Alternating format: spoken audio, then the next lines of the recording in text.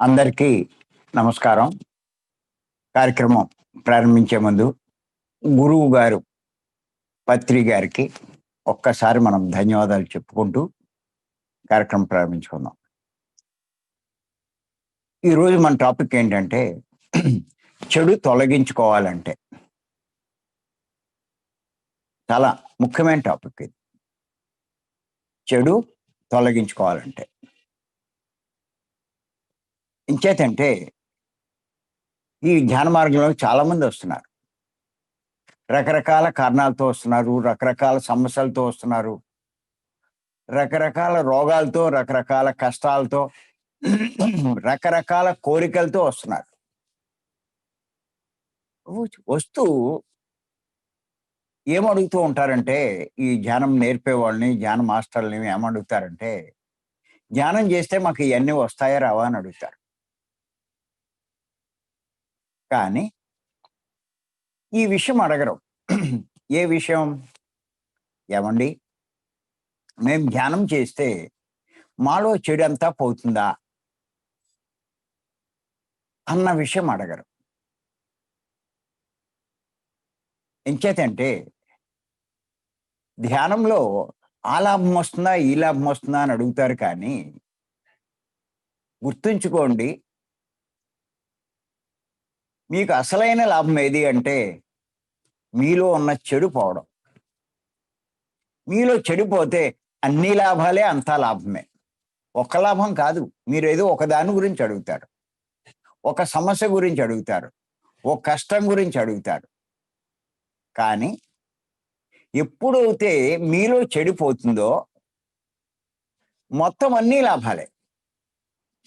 అందుచేత తెలివైన వాడు ఏమడుగుతాడంటే, ధ్యానం చేస్తే నాలో ఉన్న చెడంతా పోతుందా అని అడుగుతాడు. కారణం ఏమిటి అంటే, అసలు ధ్యానం యొక్క ముఖ్య ఉద్దేశం మనలోని చెడు తొలగించుకోవడమే. ఈ ధ్యానంలో గొప్పవాడు ఎవరు అంటే బుద్ధుడు. ఆయన ఎంత గారాబంగా పెంచినా, కష్టాలున్న వాళ్ళని కనపడకుండా పెంచినా, మొత్తం మీద రోగగ్రస్తుణ్ణి, అలాగే ముసలివాడిని, చనిపోయిన వాడిని, ఇలాంటి వాళ్ళందరినీ చూడడం జరిగింది. ఆయనలో ఏంటిది? ఎప్పుడూ మానవుడు ఇలాగే ఉండడా? ఇలా రోగాలు వస్తూ ఉంటాయా? ఇలా అడుక్కుంటూ ఉంటారా? ఆర్థిక ఇబ్బందులు పాలవుతాడా? లేతే ముసలితనం వస్తుందా? లేతే చనిపోతాడా? అనేటువంటి సందేహం ఆయనకొచ్చింది. ఇంకదే దులసడం మొదలెట్టింది. ఆయన అంతఃపురానికి వచ్చినా, ఏం చేసినా. ఇలాంటివి లేకుండా జీవించలేరా? అనేటువంటి సందేహం వచ్చింది. ఆయనకేమనిపించిందంటే, మానవుడు ఇలాంటివి లేకుండా జీవించగలిగే మార్గాన్ని మనం కనుక్కోవాలి అని ఆయనకి ఎప్పుడైతే ఆ అభిప్రాయం ఏర్పడిందో, రాజ్యాన్ని, సంపదల్ని, భార్యని, పిల్లల్ని అన్నిటినీ వదిలేసి ఈ అన్వేషణ కోసం వెళ్ళాడు. తిరిగి ఎన్నో చోట్లకి తిరిగి, ఎంతో మంది గురువులను కలిసి, ఎన్నో సాధన చేసి, చివరికి ఈ శ్వాస మీద ధ్యాస ధ్యానంలోకి వచ్చి ఆయన అనుకున్న దానికి సమాధానం కనుక్కున్నాడు. ఆయన అష్టాంగ మార్గాన్ని అందించాడు ఆయన. అందులో ఆఖరిది ఏంటి అంటే సరైన ధ్యానం. అదే ఆనాపాన సతి. దాన్నే ఇప్పుడు పత్రి గారు మనకి శ్వాస మీద ధ్యాస అని మనకి అందించారు. ఎంత గట్టిగా చెప్పారంటే పత్రి గారు, శ్వాసే నీ గురువు అన్నారు. ఇంకా ఆయన్ని పట్టుకుంటే, ఆ గురువును పట్టుకుంటే, ఆ శ్వాసను పట్టుకుంటే అన్నీ వస్తాయని చెప్పారు.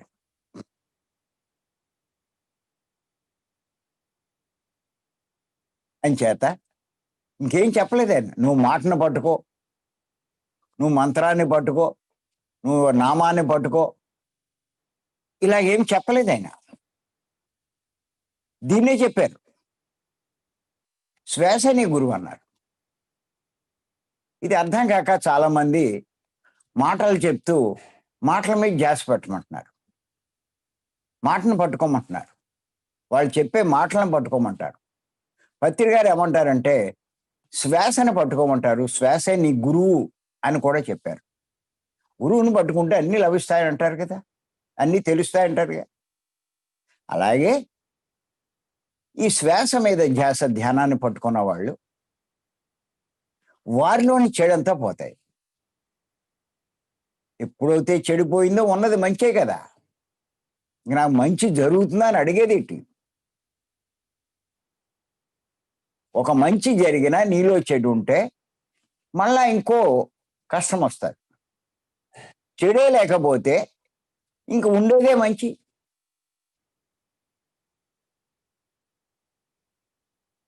అంచేత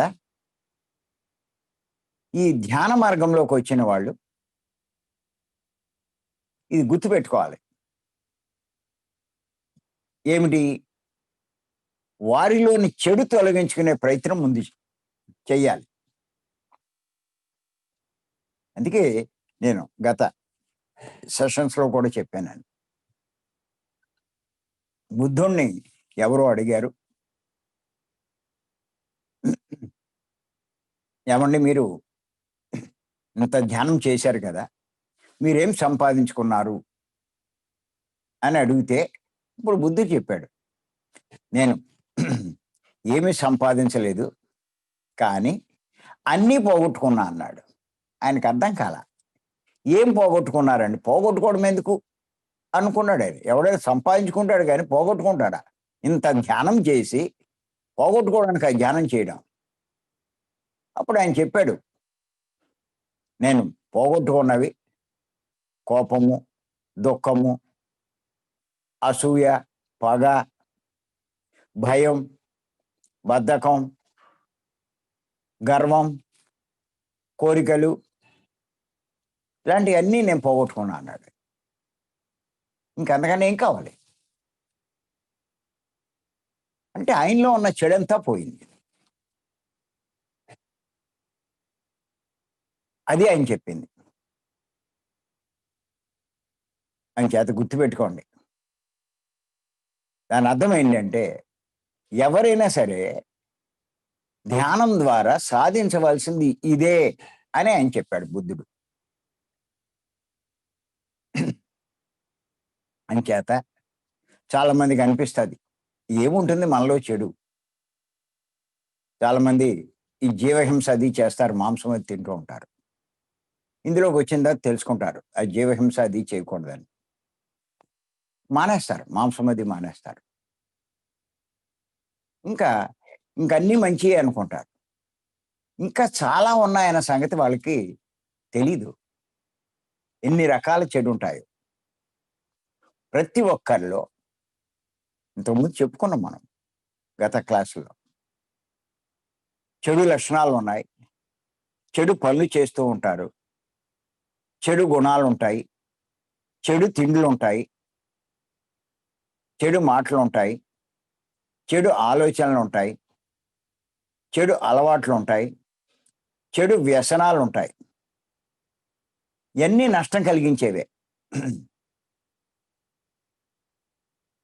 మామూలుగా కాదు. చాలా నష్టం కలిగిస్తాయి. ఇవన్నీ కూడా. అంచేత ఇయన్నీ పోగొట్టుకోవాలి. అంచేత మనలో ఉన్న చెడంతా పోగొట్టుకోవాలి.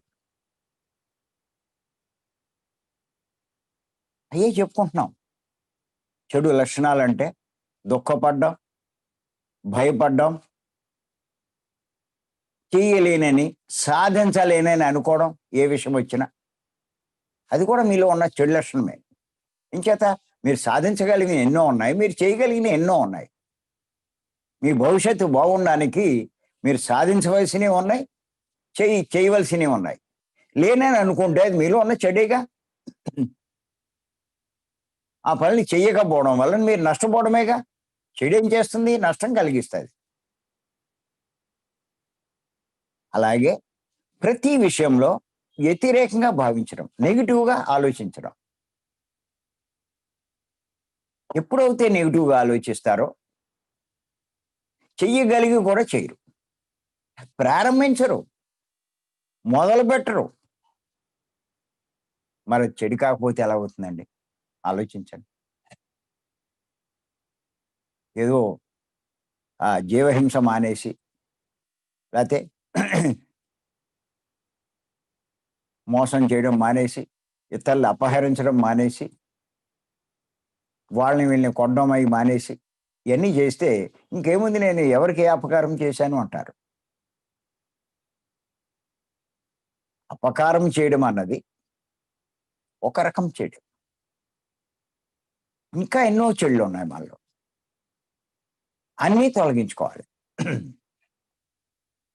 అలాగే నేను అల్పుడను అనేటువంటి భావంలో ఉండడం కూడా. నేను తక్కువ వాడిని. అబ్బాయి నాకు అదేం లేదండి అంటారు. కానీ ఎవరినైనా గురువులను చూసినా, పెద్దవాళ్ళని చూసినా, రాజకీయ నాయకులను చూసినా వాళ్ళ కాళ్ళ మీద పడుతూ ఉంటాడు. దాని అర్థం ఏంటి? వాడెక్కువ, నేను తక్కువ. అలాంటి భావంలో ఉంటే ఆత్మైన మీరు, భగవంతుడైన మీరు ఎప్పటికీ ఎదగలేరు. ఈ విషయం తెలుసుకోలేరు. ఇంచేత అది కూడా చెడే. అలాగే ఏమీ లేని వాడిని అని అనుకోవడం కూడా. ఒక్క డబ్బు ఒకటి లేకపోతే నాకేమీ లేదంటారు. ఎన్నున్నాయి. అన్నీ చెప్పుకున్నాం మొన్న క్లాస్‌లో. ఏమీ చేయలేననుకుంటారు. ఎన్నో చేయగలరు. నేనేమీ ఇవ్వగలను అనుకుంటారు. ఎంతో ఇవ్వగలరు.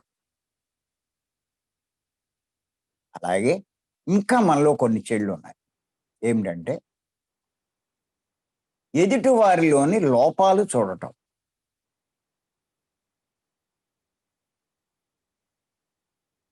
సహజంగా ప్రతి ఒక్కరికి ఉన్నటువంటి చెడు లక్షణం ఏంటంటే ఎదుటి వాళ్ళలో ఉన్నటువంటి లోపం. అంటే మీరు ఇద్దరు కూర్చున్నప్పుడు కంపల్సరీగా మూడోవాడి గురించి మాట్లాడుకుంటారు. ఏం మాట్లాడతారు అంటే వారిలోని లోపమే మాట్లాడుతూ ఉంటారు. వారిలోని చెడ్డ గురించే మాట్లాడతారు. అక్కడికేదో వాడు చెడువాడైనట్టు, తానేదో పరిశుద్ధుడైనట్టు, గొప్పవాడైనట్టు చెప్పుకుంటారు.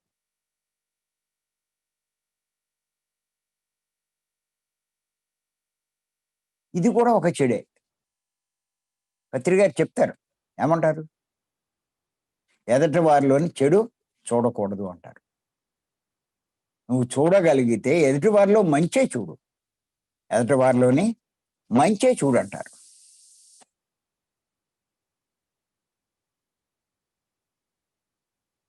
ఇంచేత ఎదటి వారిలో లోపాలు నీకు కనిపిస్తున్నాయి అంటే నీలో లోపం ఉన్నట్టే. నీలో చెడున్నట్టే. ఆళ్ళో చెడు కనిపిస్తే నీలో చెడున్నట్టే. నీది సరి చేసుకో. అప్పుడు నీకెక్కడా లోపం కనిపించదు.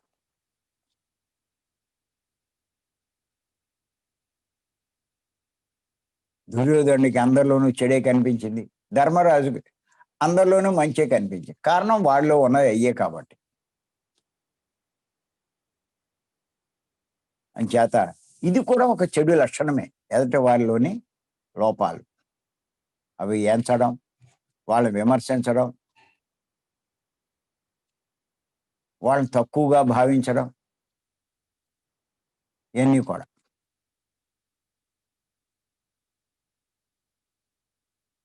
అంచేత ఈ చెడు కూడా తొలగించుకోవాలి. ఏ చెడు పోవాలన్నా ఒకటే మార్గం, ధ్యానమే. చెప్పుకున్నాం నిన్న మనం. ఓ గాజు గ్లాసులో నీరు అది పోసి దాంట్లో కూడా చూసుకున్నాం, నిన్న చూపించాను. అలాగా ఎవరైతే తీవ్ర ధ్యాన సాధన చేస్తారో, సాత్వికమైన శాకారం తీసుకుంటారో, వారిలో ఉన్నటువంటి చెడంతా పోతుంది. మీలో ఉన్న చెడన్నీ పోయేదాకా ధ్యానం చేయవలసిందే. చాలా మందికి ఇది కూడా సందేహం, ధ్యానం ఎన్నాళ్ళు చేయాలి? ఏదో రోగాల కోసం, లేకపోతే ఏదో ఓ సమస్య కోసం చేస్తారు. ఆ రోగం పోగానే వాళ్ళకి ఇంకెందుకు ధ్యానం అనుకుంటారు. ఈ ధ్యానం అన్నది ఒక రోగం తొలగించుకోవడానికి కాదు. ఆ రోగం ఎందుకు వచ్చిందో కనుక తెలుసుకోగలిగితే మనకి ఇంకా రోగాలు రాకుండా చేసుకోవాలనేటువంటి విషయం అర్థమవుతుంది. ఇవన్నీ ఎందుకు వస్తున్నాయి? మనలో ఉన్న చెడు గురించే. అంచేత ఆ చెడు తొలగించుకోవాలి. ఏమిటి? ఎదరవారి లోపాలు చూడడం. అలాగే ఇంకా మనలో ఉన్న చెడు ఏంటంటే లోభం, అంటే పిసినారితనం. ఇవ్వగలిగి ఇవ్వకపోవడం. ఇవ్వలేనోడు వేరు, ఇవ్వగలిగి కూడా ఇవ్వలేకపోవడం పిసినారితనం. అది చాలా చెడే. ఇంచేత ఉంది, ఎక్కువగానే ఉంది. అందులో కొంత ఇచ్చినంత మాత్రాన నీకేం నష్టం లేదు. ఎన్నో సరదాలకి, విందులకి, వినోదాలకి, విలాసాలకి ఖర్చు పెడుతున్నారు. ఒకడికి వాడి కోసం ఖర్చు పెడతాడు, ఒకడికి ఇవ్వాలి అంటే ఇవ్వలేడు. కారణం ఏమిటి అంటే లోపం. నిజంగా ఇస్తే కనుక, అలా పంచితే కనుక, ఏది పంచుతాడో అది పెరుగుతూ ఉంటుంది. ఆనందం పంచితే ఆనందం పెరుగుతుంది, శాంతిగా అందరినీ ఉండనిస్తే శాంతి పెరుగుతుంది, ధనం పంచితే ధనం పెరుగుతుంది, జ్ఞానాన్ని పంచితే జ్ఞానం పెరుగుతుంది. మరి ఎందుకు పంచలేడు? లోపగుణం, ఆ పిసినారిత.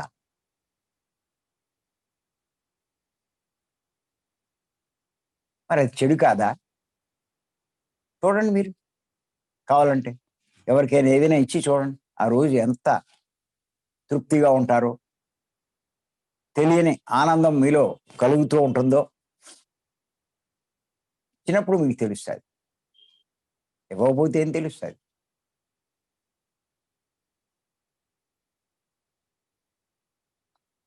అంచేత మరి ఈ లోభం అన్నది, ఈ లక్షణం ఇవ్వలేకపోవడం అన్నది చెడు కాదా?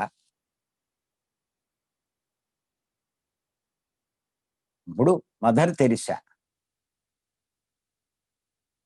మరి ఎంత సేవ చేసింది ఆవిడ. ఆ జీవితంలో తన స్వార్థాన్ని అన్ని వదులుకొని. గాంధీ గారు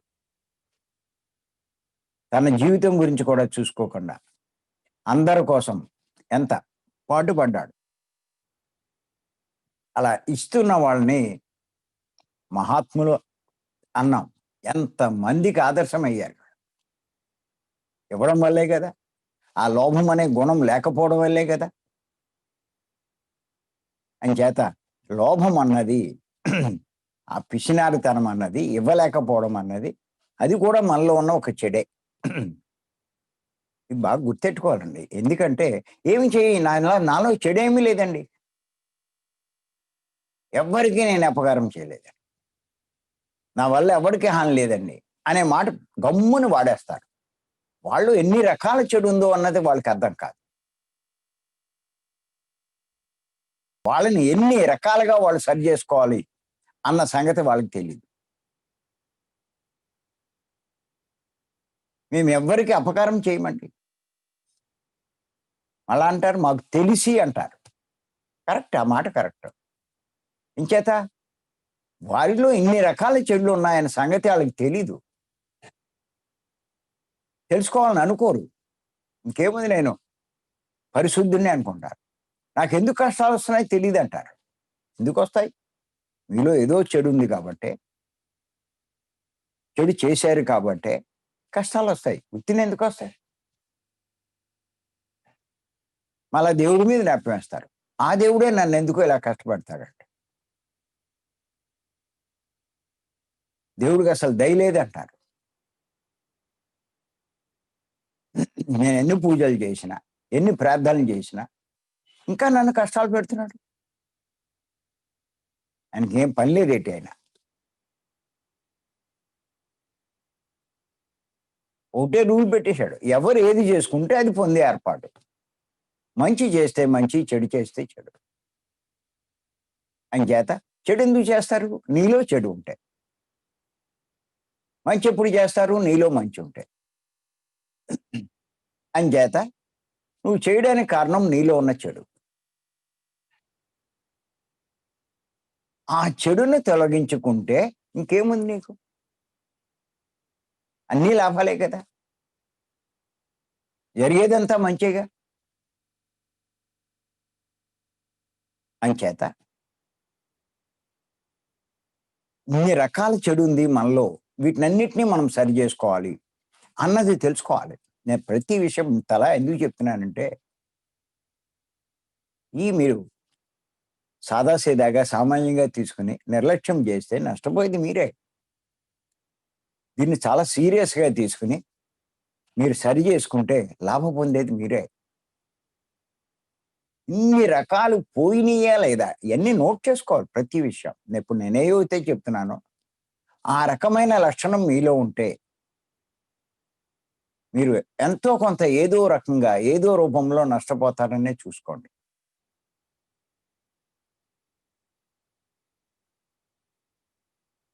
అలాగా ఈ లోభం, లోభం ఉన్నవాడు ఇవ్వలేడు. ఆ లోభ లక్షణం ఉన్నవాడు సేవ చెయ్యలేడు. ఎంతసేపు ఆశిస్తాడు. ఇంకా కావాలంటాడు. ఆశకు అంతు లేదు. అన్నిటికి ఆశపడుతూ ఉంటాడు. చిన్నది చూస్తే, విలువ లేనిది చూసినా ఆశపడతాడు. ఇయన్నీ చెడు కాదా? ఆశ అన్నది. ఏ పెళ్లిలోనే ఏదైనా చూడండి ఒకసారి. వెళ్ళేటప్పుడు ఏయో పంచిపెడుతూ ఉంటారు. అవి చాలా చిన్నవి, అల్పమైనవి. వాటి కోసం కూడా ఆశపడి పక్క నుంచి ఖాళీగానే ఉంటుంది. ఎళ్ళిపోవచ్చు. కానీ 10 నిమిషాలో, పావుగంటో ఆగి ఆ క్యూలో నిలబడి అది తీసుకొని మరీ ఎళ్తారు. ఆశ కాదా అది? ఎవరైనా వాడికి అందకపోతే నాకు అందలేదంటాడు. ఏమన్నా ఈ లక్షలా? కోట్లా? వీడు అలాంటివి ఎన్నో ఇవ్వగలడు. దానికి ఆశపడడం ఏంటి? అరే చెడు గుణం కాదా? అంత చిన్నవే ఆశపడుతూ ఉంటే ఏమి ఇస్తారు వీళ్ళు ఇతరులకి? సృష్టి ధర్మం ప్రకారం పొందవలసినవి ఎలా పొందుతారు? అలాగే గర్వం, ఇది కూడా చెడు లక్షణమే. ఇంత బలం ఉందని, ఇంత ధనం ఉందని, ఇంత అధికారం ఉందని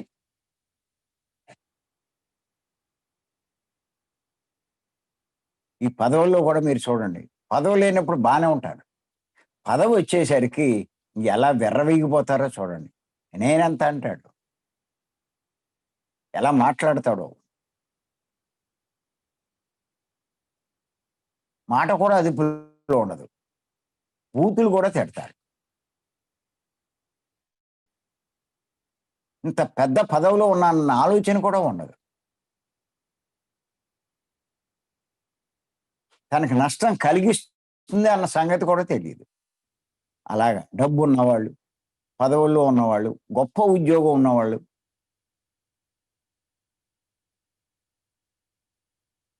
అందంగా ఉన్నవాళ్ళు, కండలు పెంచిన వాళ్ళు, లేతే ఏ సినిమాల్లో దేంట్లో మంచి గొప్ప పొజిషన్‌లో ఉన్నవాళ్ళు, ఆటల్లో కానీ, ఈటిలో గాని ఎంత గర్వం ఉంటుందో చూడండి. ఆ గర్వంతో చేయకూడని పనులు చేస్తారు. ఆ చేసిన పనుల వల్ల మళ్ళా వాటి ఫలితాలు అనుభవిస్తారు. మరి ఇది చెడు లక్షణం కాదా? పైకి కనిపిస్తుందా ఈ చెడు?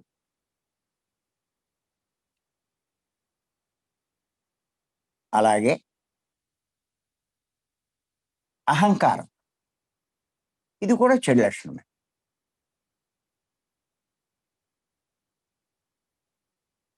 అందులో ఇప్పుడు మనమంతా కూడా ఆధ్యాత్మిక మార్గంలోకొచ్చాం. ఆత్మ మార్గంలోకి, జ్ఞాన మార్గంలోకి. ఈ మార్గంలో ఎంతో ఎదగాలి. ఎంతో ఎదగవలసిన మనము ఈ అహంకారం అనే చెడు లక్షణం ఉంటే గనక ఎదగలేము. ఎంత కృషి చేసినా, ఎంత కష్టపడినా, ఎంతటి వాడైనా పతనమైపోతాడు. పత్రి గారు అందుకే చెప్తారు. అహంకారం ఉండకూడదని. అంచేతే ఆయన శిష్యులకి కొంచెం ఎదిగే అవకాశం ఉన్న వాళ్ళకి ఆయన ఎంతసేపు ఏం చేస్తారంటే, వారిలో అహంకారం తొలగించే ప్రయత్నం చేస్తారు. అది అవతల వాళ్ళకి తెలీదు. అందరిలో తిట్టడం కానీ, కొట్టడం కానీ, ఇయన్నీ చేస్తారు. వాళ్ళేమనుకుంటారంటే, నన్నెందుకు తిట్టారు? నన్నెందుకు కొట్టారు? అని నా తప్పేమీ లేదు గదా! అయినా అందరిలోనూ తిట్టాలా? అనేటువంటి అహంకారం ఉన్నవాడికే ఇలాంటి ఆలోచనలుంటాయి. ఏం చేస్తారు? పత్రిక దూరమైపోతారు. అంతటి గురువు దూరమవుతే ఈడికి జ్ఞానం ఎక్కడ పెరుగుతుంది? అలాంటి గురువు ఈడికి దొరుకుతాడా? అంచేత చివరికి ఆ జన్మను వృధా చేసుకుంటాడు.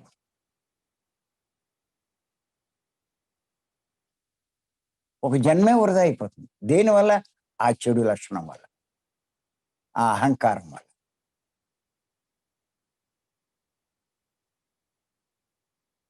అంచేత గురువులు ఏం చేస్తారంటే, కాస్త ఎదిగే అవకాశం ఉన్న శిష్యుల్ని, వాళ్ళలో ఉన్న అహంకారం తొలగించే ప్రయత్నం చేస్తారు.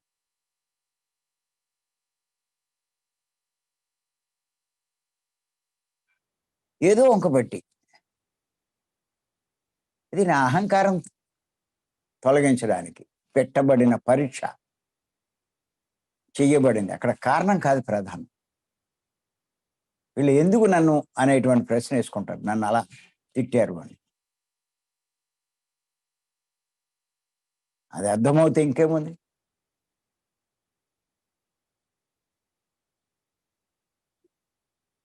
ఆ సందర్భం అర్థం కాదది.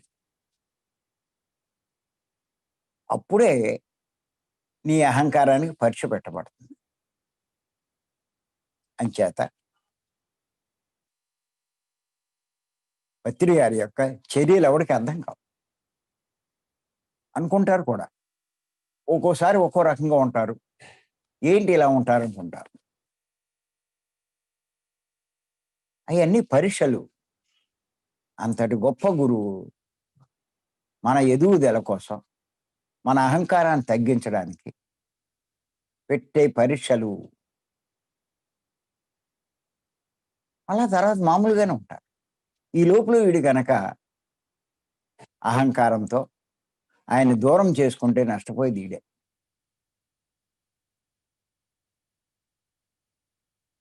అందుకే ఈ అహంకారం ఇది ఒక చెడు మనలో ఉన్న ఒక చెడు అన్నది తెలుసుకోవాలి. ఇంక నా దగ్గర ఏం చెడు లేదండి అంటారు. దానికోసమే ఇంతలా చెప్తున్నాను. వివరించి చెప్తున్నాను. చెడు లేకపోవడం అంటే ఎన్ని రకాల చెడులున్నాయి మనలో. ఎన్ని సరి చేసుకోవాలి, ఎన్ని తొలగించుకోవాలి. ఊరికే నేనేదో అప్పుడే బుద్ధుడైపోయినట్టు, రాముడైపోయినట్టు, రమణ మహర్షి అయిపోయినట్టు ఫీల్ అవుతే ఎలాగా? అవ్వడానికి ప్రయత్నం చేస్తున్నాం, ఆ మార్గంలో ఉన్నాం. అసలు ఇన్ని ఉన్నాయి అన్న సంగతే తెలియకపోతే, అయి తొలగించుకోవాలనే సంగతి ఎలా తెలుస్తది?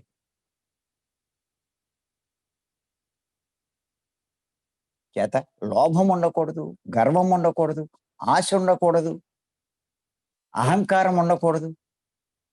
ఇయన్నీ మనలో ఉండే చెడే, చెడు లక్షణాలు అయన్నీ.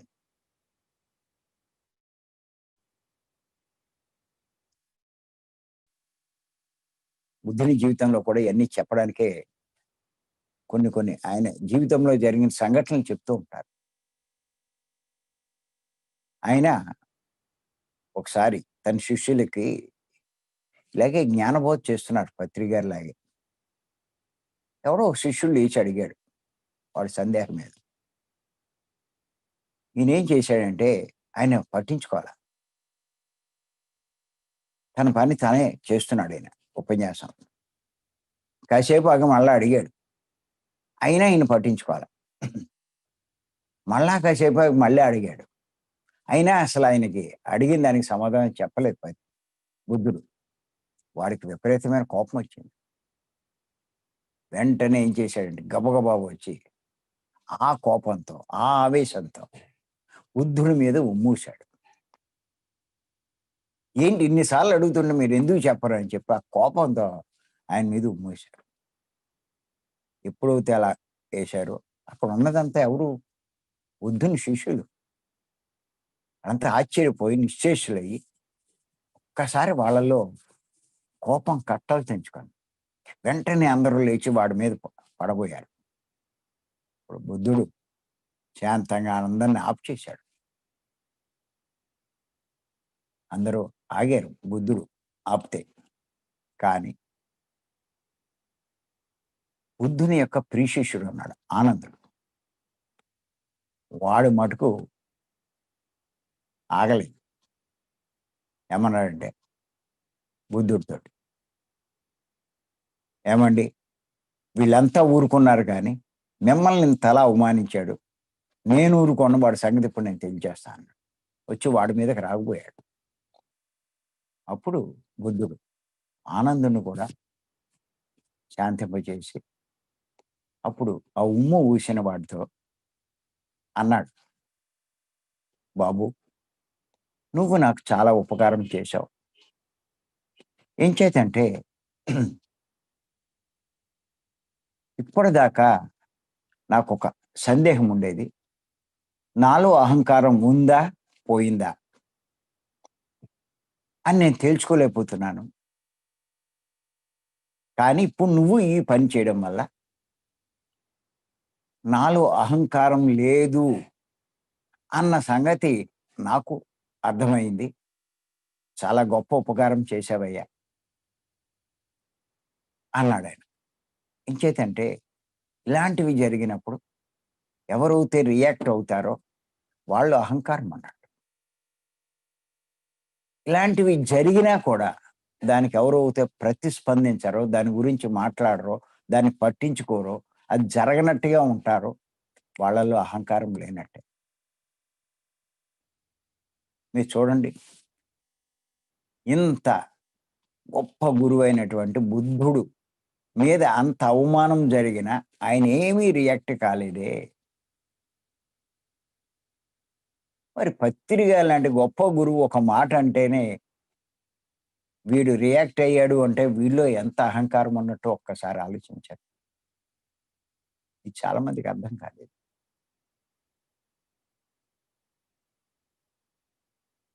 అందుకే పత్రి గారు ఏమైనా అన్నా మొదట్లో కొంచెం ఏదో బాధ కింద అనిపించేది కానీ తర్వాత తర్వాత అర్థమైంది. ఆయన అన్నారు అంటే మనలో ఏదో లోపం ఉంది. మనం ఏదో సరి చేసుకోవాలన్నమాట. మనల్ని మనం సరి చేసుకోవాలి.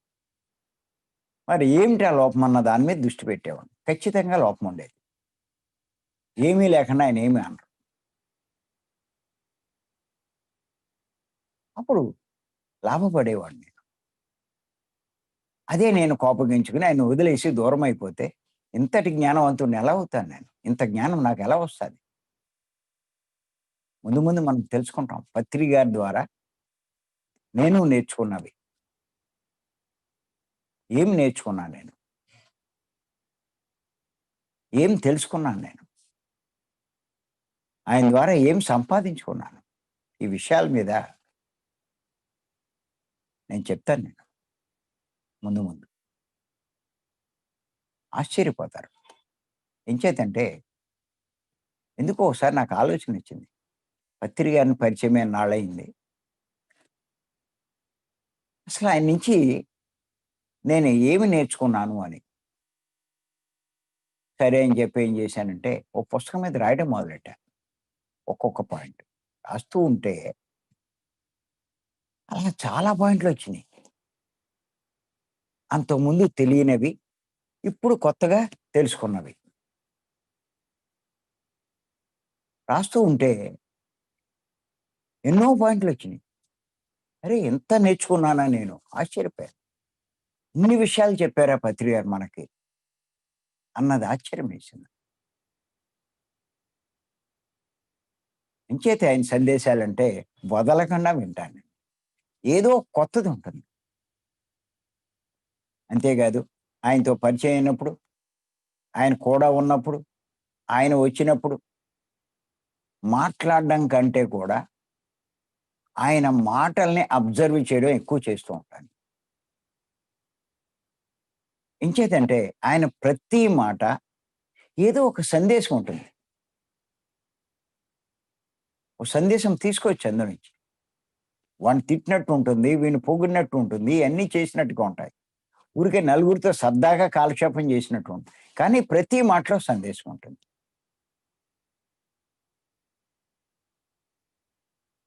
అంచేత ఎక్కువ వినడానికే నేను ప్రాముఖ్యం ఇస్తాను. తప్పనిసరి ఆయన పలకరిస్తే మాట్లాడడం తప్ప. మొదట్లో అయితే ఊరికే ఆయన దగ్గర గొప్ప కోసం మాట్లాడాలనుకునేవాడిని. కానీ మెల్లిమెల్లిగా, మెల్లిమెల్లిగా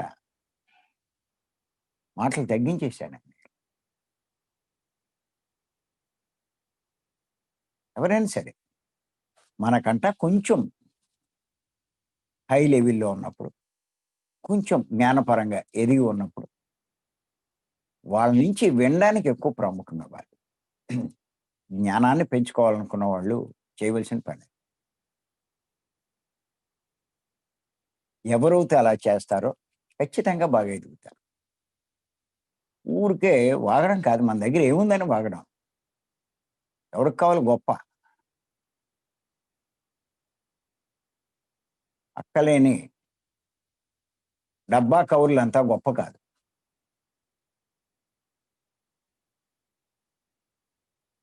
నువ్వు జ్ఞానం పెంచుకోవడమే, నువ్వు నేర్చుకోవడమే అదే గొప్ప భూమి మీదకొచ్చి. ఆత్మైన మనము నేర్చుకోవడానికి ప్రయత్నం చేయాలి.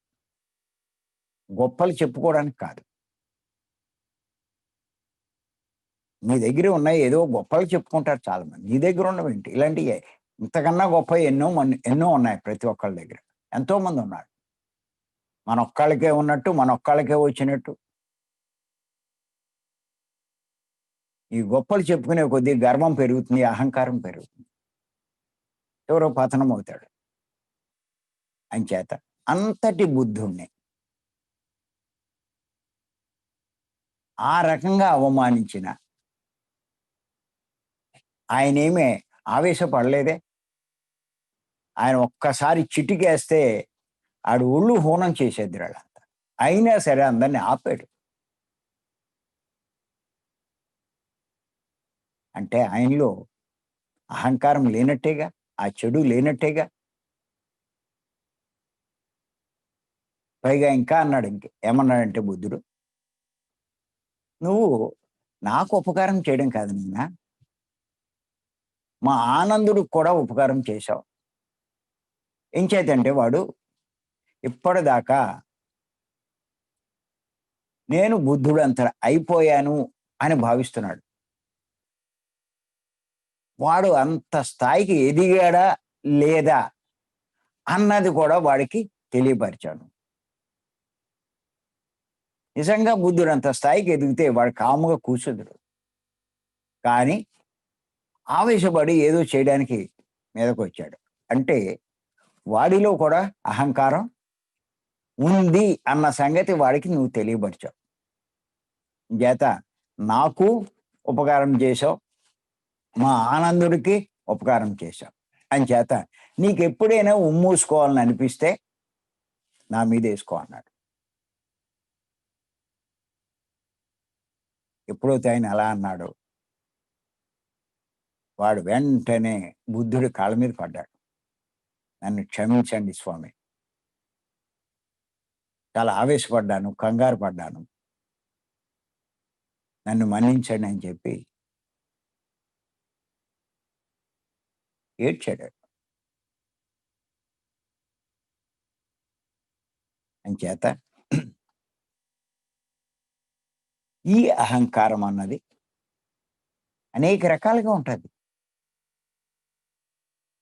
నా జ్ఞానం ఉందనో, నాకేయో ఈ అనుభవాలు వచ్చినాయనో, నాకే ఉన్నాయనో, నేనేదో ఇన్ని క్లాసులు చెప్తున్నాననో,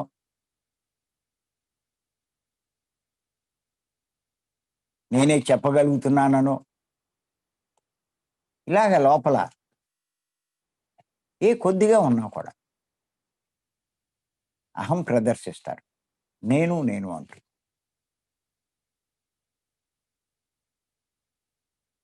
అంచేత తెలుసుకోవాలి మనం. ఇవన్నీ చెడే. చెడు కాకపోవడం ఏంటి?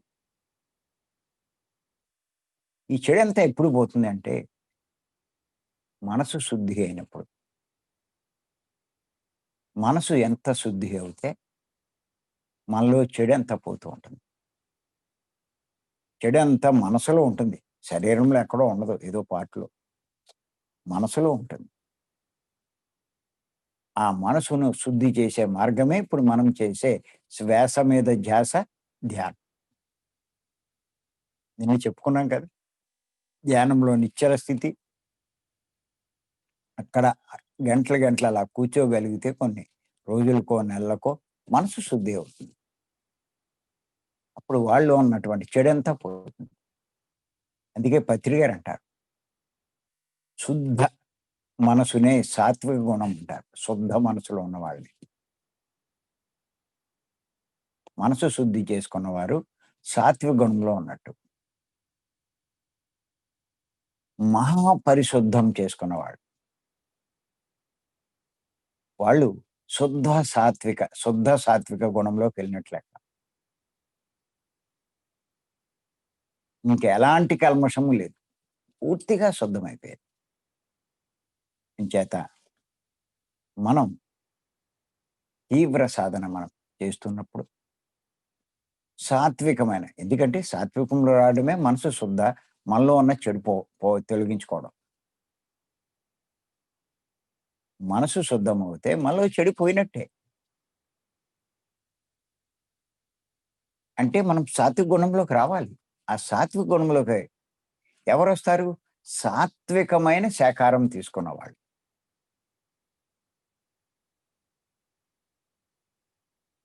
తమోగుణ, రజోగుణ ప్రధానమైన ఆహారాలు తీసుకుంటే మళ్ళా మనసు మలినమైపోతుంది. ఇంకా చెడు ఉంటుంది అక్కడ. వాళ్ళు తెలియకుండానే ఆ చెడు చేస్తూ ఉంటారు. నష్టపోతూ ఉంటారు. అది నష్టం అన్నది కూడా వాళ్ళకి తెలీదు.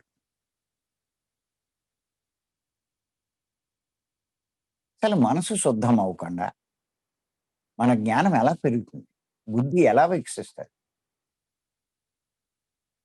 ఇయన్నీ ఒకదానికొకటి సంబంధం. మనసు శుద్ధమవుతేనే బుద్ధి వికసిస్తుంది. బుద్ధ వికసిస్తేనే ఆ బుద్ధి ద్వారానే మనం జ్ఞానం ఉదయింప చేసుకుంటాం. జ్ఞానం ఉదయిస్తేనే, జ్ఞానం ప్రజ్వరిల్లితేనే అగ్నిలా మన పేర మీద ఉన్నటువంటి ఎన్నో కర్మలు, సంచిత కర్మలు అన్నీ దగ్ధమైపోతాయి. అప్పుడే మనకి మోక్షం అన్నది, దుఃఖం అన్నది పోతుంది. అంచేత గుర్తుపెట్టుకోండి. నేను ఇవ్వలేను అనుకోవడం, ఎదుటి వారిలోని లోపాలు చూడడం, ఆశపడ్డం, లోభం, గర్వం, అహంకారం, ఇవన్నీ కూడా ఇలాంటి లక్షణాలన్నీ మనలో ఉన్న చెడే. ఇది తెలుసుకోవాలి ప్రతి ఒక్కరు. చెడు అంటే ఏదో జీవహింస చేయడం ఒకటే కాదు. మాంసం తినడం, ఎదుటి వాళ్ళని హింసించడం, దొంగిలించడం, తిట్టడం, ఇదంతా చెడు అనుకుంటారు. ఇంకా ఎన్నో ఉన్నాయి చెడు లక్షణాలు. అది. కొన్ని చెడు లక్షణాల గురించి మనం తెలుసుకున్నాం. ఇంకా మనం ఏం చేద్దామంటే, చెడు పనుల గురించి. మనం చేసే చెడు పనుల గురించి. ఇంచేత ఈ చెడు పనుల వల్లే ఏమవుతుంది? చెడు ఫలితాలు జీవితంలో. చెడు పనులే చేయకపోతే చెడు ఫలితాలే ఉండవు. అంచేత గుర్తుపెట్టుకోండి. ఏమిటి చెడు పనులు?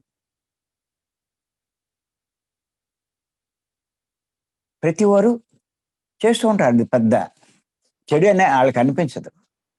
ఎదటి వారిని బాధించడం, కష్టపెట్టడం, హింసించడం, నష్టపెట్టడం, ఇవన్నీ చెడు పనులే. ఎదటివారి మీద ఇష్టం ఉండదు. వాడి మాటలతో, చేతలతో బాధిస్తూ ఉంటారు. కొంతమంది సరదా కోసం బాధిస్తూ ఉంటారు లోకుగా ఉన్నవాళ్ళని. కొంతమంది భర్తలు కూడా భార్యల్ని బాధిస్తూ ఉంటారు. వాళ్ళకి అదో సరదా. వాళ్ళు అలా బాధపడుతుంటే వీళ్ళకి అదో సరదాగా ఉంటుంది. దాని ఎఫెక్ట్ తర్వాత ఘోరంగా అనుభవించాల్సి వస్తుందన్న సంగతి తెలీదు.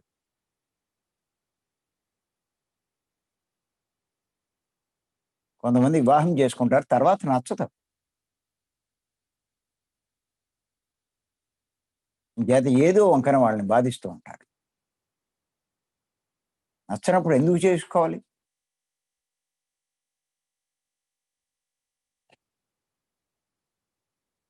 అది నష్టమే కానీ లాభం కాదది. ఎన్నో కేసులు ఉన్నాయి ఇలా. కష్టపెట్టడం, ఎన్నో పనులు చెప్పడం, అవసరం లేకపోయినా పనులు పురమాయించడం, వాళ్ళు రిలాక్స్ అయినప్పుడు కూడా వాళ్ళకి ఏదో పని చెప్పడం చేస్తూ ఉంటారు కొంతమంది భర్తలు. వాళ్ళు నీరసంగా ఉందన్నా ఒప్పుకోకపోవడం, ఇలాగా. ఇంకా కొంతమంది హింసిస్తూ ఉంటారు ఎన్నో రకాలుగా. ఇంకా కొంతమంది భార్యల్ని తమ అదుపులో పెట్టుకోవాలని, తమ ఎలా చెప్తే ఆవిడ అలా వినాలని హింసిస్తూ ఉంటారు.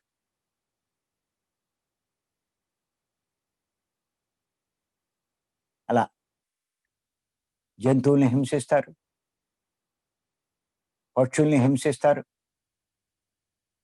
వాటిని చంపడం, ఇవన్నీ హింసే. చిలకల్ని పంజరాల్లో పెట్టడం, పక్షుల్ని, చేపల్ని తొట్లో పెట్టడం, ఆ కుక్కల్ని చిన్న గూడు కట్టి అందులో ఉంచడం, ఇవన్నీ కూడా హింసే. స్వేచ్ఛగా జీవించవలసిన వాటిని తన సరదా కోసం, తన ఆనందం కోసం హింసిస్తే మనం ఎంత స్వేచ్ఛగా ఉండాలని అనుకుంటున్నాం మనం? అవి అనుకోవా? వాటి ఇష్ట ప్రకారం జీవించాలని అనుకోవా? మన సరదా కోసం, మన ఆనందం కోసం వాటిని కట్టేస్తే, బంధిస్తే వాళ్ళేమనుకుంటారంటే, దాన్ని నేను బానే చూస్తున్నాను, అన్నీ పెడుతున్నాను, కావాల్సినవన్నీ ఇస్తున్నానంటారు. కానీ వాటి స్వేచ్ఛను వీళ్ళు హరిస్తున్నారు. పురాణాలు ఈ విషయం చెప్పడానికే రామదాసు భక్త రామదాసు జీవితం గురించి చెప్తారు. ఆయన ఏదో డబ్బు అపహరించాడు. అంత భక్తుడైన రామదాసు అపహరిస్తాడా? జైల్లో పెట్టారు, బంధించారు. తీరా చూస్తే ఏమర్థమైంది? ఆయన ఒక చిలకను బంధించాడు. ఆ ఫలితంగా తాను బంధింపబడ్డాడు. అంటే సృష్టిలో ఓలే ఆయన ఏమైనా ఓ రాక్షసుడు అంటే కాదు, గొప్ప భక్తుడు. ఏం చేశాడు అంటే, చిలకనేమన్నా సరిగ్గా చూడలేదా అంటే, దానికి ఏమి కావాలంటే అవి, ఏది కావాలంటే అది అన్నీ సమకూర్చేవాడు. ఆ పళ్ళు ఇయ్యి అయ్యే దానికి ఇష్టమయ్యే అన్నీ పెట్టేవాడు. ఎంత పెట్టినా దాని స్వేచ్ఛను ఆయన హరించాడు, బంధించాడు పంజరంలో. మరి అలా హింసించినందుకు ఆయన బంధింపబడి తాను హింస అనుభవించాల్సి వచ్చింది. చేత అది చెడు లక్షణమే. అది బాధిస్తూ ఉంటారు వృత్తినే. అలాగే నష్టపెట్టడం ఇవన్నీ చెడు పనులు. అందుకే పత్రి గారు చెప్తూ ఉంటారు, ముందు అన్నీ చెప్పరాయన. ఏదైతే ముఖ్యమైనదో పెద్దదో అది చెప్తారు. జీవహింస చేయొద్దు అంటారు, మాంసభక్షణ చేయొద్దు అంటారు. ఈ మాంసభక్షణ వల్లే ఆ జీవులు హింసింపబడతాయి. వీడు తినకపోతే వాటిని చంపరు, అంత ఘోరంగా హింసించరు. ఇప్పుడు మనం చూస్తున్నాం ఈ ఫేస్బుక్లో, యూట్యూబ్లో, వీటిలో వాటిలో కూడా అన్నింటిలో చూస్తున్నాం. నిజంగా కూడా చూడలేకపోతున్నాం. మరి మనం చూడడానికే చాలా ఘోరంగా ఉంటే వాళ్ళు ఎలా చంపగలుగుతున్నారు వాటిని? ఆ ఆవుల్ని, ఆ ఎడ్లని ఎంతమంది కలిసి, చుట్టూ ఒక 10-15 మంది కలిసి తాళ్లతో కట్టేసి కదలకుండా చేసి వాటిని చంపుతున్నారే, ఏం చేయగలదు అది? కొన్ని ఆవుల్ని నేను చూశాను, వాటిని ఆ కాళ్ళు ఉంటేనేగా కదలగలవు. 4 కాళ్ళు నరికేస్తారు. ఇంకేముంది, అలా పడి ఉంటుంది. ఇంకేం చేయలేదు అది, అటు కదలలేదు ఇటు కదలలేదు, ఎటు తిరగలదు. దాన్ని అలా బతికుండగానే దాని చర్మం కోసేయడం, పాపం అలా రోదిస్తూ ఉంటుంది అది. ఎంత రోదిస్తుందో, ఏం చేయగలదు, ఏం చెప్పుకోగలదు. ముక్క ముక్కలుగా అది ఎన్ని భరించలేక భరించలేక ఒక్కో అవయవం కోస్తూ ఉంటే ఎప్పటికో ప్రాణం వదులుతుంది. అప్పటిదాకా ఎంత నరకం. చంపేశాక మాంసం అంటే వాళ్ళ ఉద్దేశం ఏంటంటే అంత రుచిగా ఉండదు, మెల్లిమెల్లిగా కుళ్ళిపోద్దని. అది బతికి ఉండగానే కోసేస్తూ ఉంటారు. దాని రక్తాన్ని బకెట్లో పడతారు. ఇలా ఏ జీవిని మనం చూస్తున్నా ఎంత ఘోరంగా, ఎంత దారుణంగా చంపుతారు. ఇంకా కొన్ని కొన్ని దేశాల్లో చూస్తే ఎంత ఘోరం అంటే, ఈ పాల ఉత్పత్తి చేసే కేంద్రాలు ఉంటాయి. అలా పెద్ద పెద్దవి కొన్ని వందల ఎకరాల్లో పంటలు వేసి వీటికి మేపడానికి దానికి వాటిని పెంచుతారు. ఈ హైబ్రిడ్ ఆవులు అట్లాంటివి అన్ని మిషనరీ మీదే అన్ని. ఏం చేస్తారంటే అవి ఆవులు ఈనతాయి పిల్లల్ని, దూడని పెడతాయి. పెడితే ఆ దూడకు సగం పాలు తాగేస్తాయని, దూడ మీద దృష్టి ఉంటే పాలు సరిగ్గా ఇవ్వని వాళ్ళు ఏం చేస్తారంటే, అవి పుట్టగానే ఆ దూడని తీసుకెళ్ళి చంపేస్తారు. ఈడ్చుకుపోతారు. చూపించారు ఇయన్నీ యూట్యూబ్‌లోను ఆటిలో చూపించారు. ఇంత లేగదూడ అప్పుడే పుట్టింది. అసలు వీళ్ళే మనుషులా? కాదా? అన్నది అర్థం కాదనమాట. మరి అటువంటి వాళ్ళు ఎంత ఘోరం అనుభవించాలి? ఎంత నరకం అనిపిస్తారు వాళ్ళు. అలాంటి నరకం అనుభవించే వాళ్ళు ఎంతో మంది నా బతికిలా అయిపోయిందే అని గోలెట్టేస్తూ ఉంటారు. వాడేమంటాడంటే, నేనేమి చేయలేదే, ఎవ్వరికీ ఎంత అన్యాయం చేయలేదే అంటాడు. మరి అంతకు ముందు జన్మలో చేసినాడికి ఎక్కడ గుర్తుంటుంది? నరకాన్ని అనుభవించేవాళ్ళు ఎంతమంది లేరు.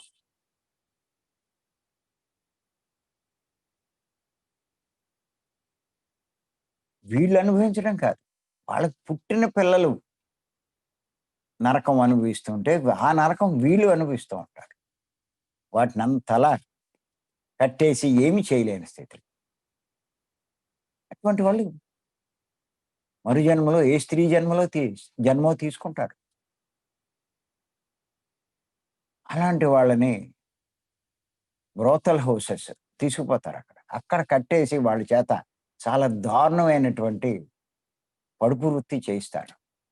వినకపోతే కొడతారు, కట్టేస్తారు, దారిలో తెచ్చుకుంటారు. అలా కూడా టీవీలో చాలా సార్లొచ్చినియి. మనకనిపిస్తుంది పాపం అలాంటి జీవితం ఏంటి ఆళ్ళకని. ఎంతోమంది స్త్రీలు ఎంతో హాయిగా ఉంటే, వాళ్ళకేంటి అంత ఘోరమైన, దారుణమైనయి. ఎందుకొస్తది? చేసిందే వస్తది. చేసిందే అనుభవిస్తారు. ఇగ అలాంటి ఏరియాలున్నాయి బోలెడు. ఎన్నో రకాలుగా మోసం చేసి, తీసుకొచ్చి వాళ్ళని అమ్మేస్తూ ఉంటారు ఆ స్త్రీలని. ఉద్యోగాలు ఇప్పిస్తామని, ఏదో ఆశ పెట్టి, అయితే వీళ్ళే పెళ్లి చేసుకొని తీసుకెళ్ళి అక్కడ అమ్మేస్తూ ఉంటారు. ఎంత బాధిస్తూ ఉంటారు. వీళ్ళిక్కడ చేసే బాధే అక్కడ బాధిస్తూ ఉంటారు. బాధపడుతూ ఉంటారు. అసలు మీరు ముస్లిం కంట్రీస్‌లో చూడండి. స్త్రీలకి స్వేచ్ఛ ఉండదు. బయటికి రాలేరు. ఎన్ని వాళ్ళకి రిస్ట్రిక్షన్సో.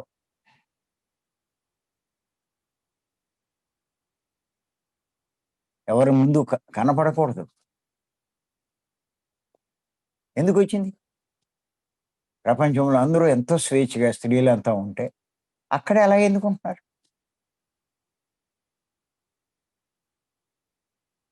ఎన్నో చేస్తున్నారు. దాని ఫలితం ఇలా అనుభవిస్తున్నారు. అంటారు, నేనేమి తెలీదు నాకు. నేనేమి చేయలేదు. అయినా నాకు ఇన్ని కష్టాలంటారు. మనలో చెడు ఉండి, ఇలాంటి పనులు చేస్తూ ఉంటే, దాని ఫలితం దారుణంగా అనుభవించాల్సొస్తది. మరి ఎందుకు ఈ చెడు పనులు చేస్తున్నాం? చెడు మనసే.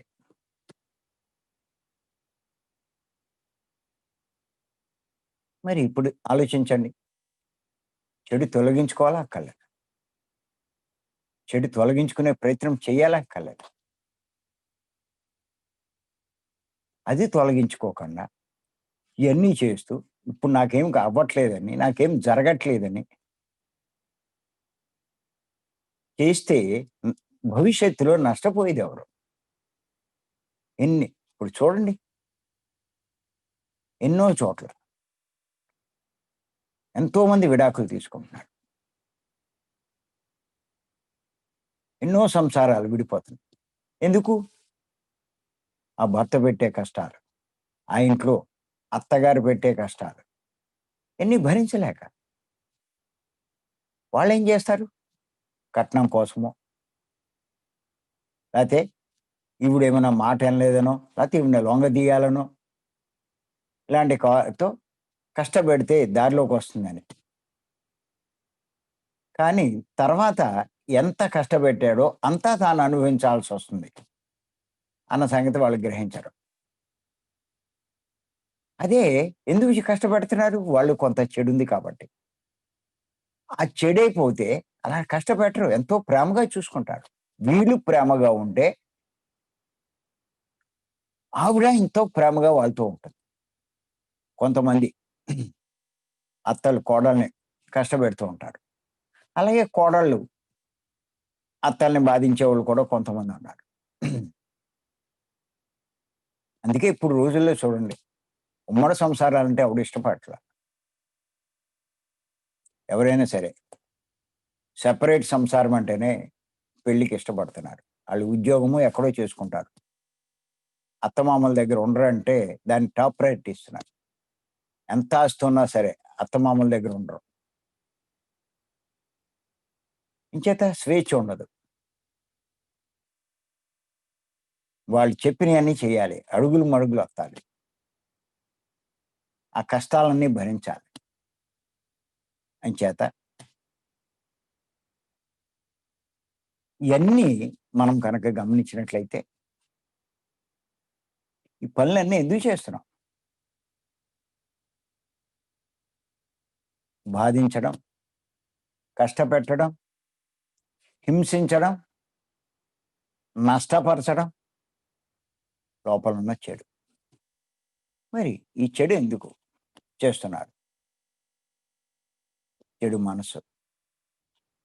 మరి ఈ చెడు మనసు, మంచి మనసు ఎలా అవుతుంది? అంటే ఒక్కటే రెండే పాయింట్లు చెప్తున్నాను నేను. శ్వాస మీద ధ్యాస, ధ్యానము, సాత్వికమైన శాకాహారం. అలా మనసును శుద్ధి చేయడానికి, మ్ మనసులో ఉన్న చెడు తొలగించుకోవడానికి కోసమే, తేలిగ్గా బయటపడడం కోసమే భీమవరంలో 3 రోజుల క్లాసులు మేము నిర్వహిస్తున్నాం. అది ఉత్తినే కాదండి. అటువంటి క్లాసులు ఎవరైతే పాల్గొంటారో నిజంగా కూడా వాళ్ళు ఎంతో మార్పొస్తది. అదే చెప్తూ ఉంటాను నేను. 3 మాసాలు కంటిన్యూ వస్తే బ్రహ్మాండంగా గంటలు గంటలు కూర్చుంటారు. 6 మాసాలు చేస్తే అసలు వాళ్ళు విపరీతమైన మార్పుంటుంది. వాళ్ళు ఇంట్లో కనుక వాళ్ళెళ్ళినప్పుడు ఖచ్చితంగా అడుగుతారు వాళ్ళు. "ఏంటి నీలో ఇంత మార్పు? అంతలా మారిపోయావేంటి?" అంటారు. మారిపోవడం అంటే శరీరం ఏం మారదు. వాడి ప్రవర్తన, పనులు అన్నీ మారిపోతాయి. అంతకుముందు ఉండేటువంటి ఆ చెడంతా పోతుంది. ఆ రాక్షసతనం పోతుంది. ఆ శాడిజం అంతా పోతుంది. అంతకుముందు ఆ దురుసుతనం అంతా పోతుంది. ఆళ్ళు ఆశ్చర్యపోతారు. చేత తప్పకుండా ఈ 3 రోజుల క్లాసుల్లో పాల్గొనండి. ఏదో ఒక గంట చేస్తే మళ్ళా నార్మల్ అయిపోతారండి. మేము పొద్దున్నే చేస్తున్నామండి, సాయంత్రం చేస్తున్నాం అంటారు. పొద్దున్నే చేసి కాస్త మనసుని అదుపు చేసుకుంటారు. మళ్ళా ప్రాపంచిక వ్యవహారాల్లో పడిపోయి, మళ్ళా మామూలు స్థితికెళ్ళిపోతుంది. అది కాదు. ఓ పట్టు పట్టాలి. పత్రి గారు చెప్తారు. వేమన యోగీంద్రుడు. పట్టు పట్టగరాదు అని చెప్పి. ఇంత మనలో ఉన్న చెడంతా తొలగించేటువంటి సాధన మనకు దొరికినప్పుడు ఓ పట్టు పట్టాలి దానికి. పట్టు పట్టెనేని బియ్య పట్టవలె అంటారు. గట్టిగా పట్టాలి. ఇంకా ఏం చెప్తారంటే, పట్టి విడిచుట కంటే పడి చచ్చుట మేలు అంటారు. ఎందుకు ఇందులోకొచ్చావు? దాన్ని సాధించకుండా వదిలేస్తే ఏంటి ఉపయోగం? మళ్ళా మొదటికొచ్చేస్తావు. మామూలుగా వచ్చేస్తావు. ఇంచేత ఇయన్నీ బాగా తెలుసుకోవాలి. నేను చెప్తున్నాను నేను. మీకు ఏదైనా పర్టిక్యులర్స్ కావాలంటే, నా నంబర్ నోట్ చేసుకోండి. 94403 09812 ఇది నా ఫోన్ నంబర్. అంతేకాదు యూట్యూబ్‌లో 'తటవర్తి వీర రాఘవరావు' అని మీరు కొడితే మొత్తం నా సీడీలన్నీ వస్తాయి. చాలా జాగ్రత్తగా వింటే ఎన్నో విషయాలు మీకు తెలుస్తాయి. ఎన్నో సందేహాలు క్లియర్ అవుతాయి. అంచేత ఈ అవకాశం ఇచ్చిన మీ అందరికీ మరొక్కసారి నేను ధన్యవాదాలు thank you. Thank you. Thank you.